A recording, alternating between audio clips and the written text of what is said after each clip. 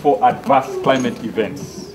So we discussed this because we said instead of just talking about adverse climates and what, we turn this around to see it as an opportunity for innovating. So it combines both the concepts on adverse climates, but also innovation.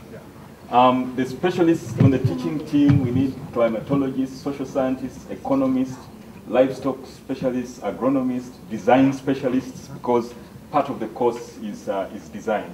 The student profile, we would like to take people from agriculture, the line sectors, but also those involved in community development, because part of this is about the community.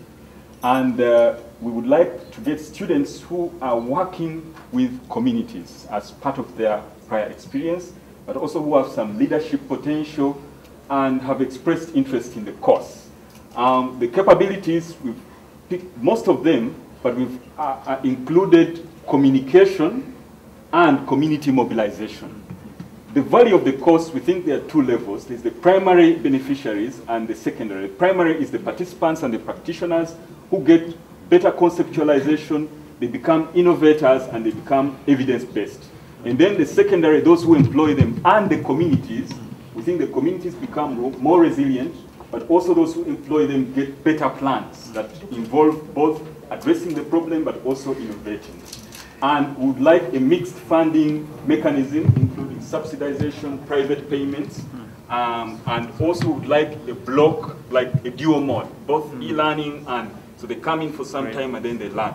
And then some of the project types that we expect to come out, because in the course there's a design part. So we think some of them will design appropriate technologies like storage, and others will design like resilience building measures, like how to mobilize communities, plans on that. So in summary, this is how the course is set up. This is great. Fantastic. And I noticed that you have done something that would have been the next step for all of these, and that's a note for everybody, is that this is the framework, but what you've done out there is broken out that into class modules that need to be taught. So essentially, you have a class ready. All you need to do is say, okay, let's get started, right? You can rapid responder. We want to train people to respond to epidemic diseases. When an epidemic disease breaks out, usually these diseases break out in different areas, and the problem is always unique.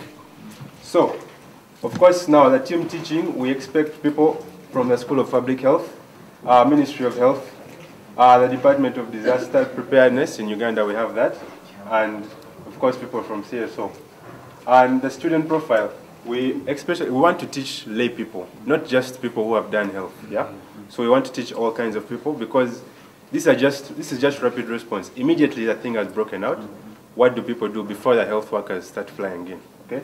So the student selection, since they are lay people, we don't really expect much from them, yeah? But of course, you need to have some leadership capabilities.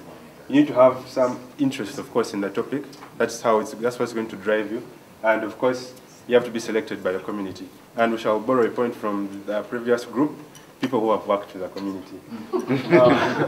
The process is going to be practically the same as what we're doing now in this course, because these are lay people and we're just using generic methods of attacking a problem. So we're obviously going to employ all the things that we've been learning here. And of course, we're mainly geared to intervention in an epidemic. We want 20 people. This is a very short course, 2 weeks. Of course, this is a project type, response to disease outbreak, in a case in point, cholera.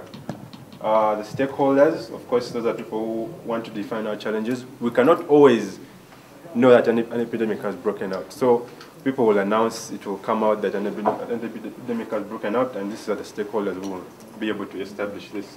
And of course, we expect people to work on teams, just like this process requires. And it's okay. Thank you. Thank you.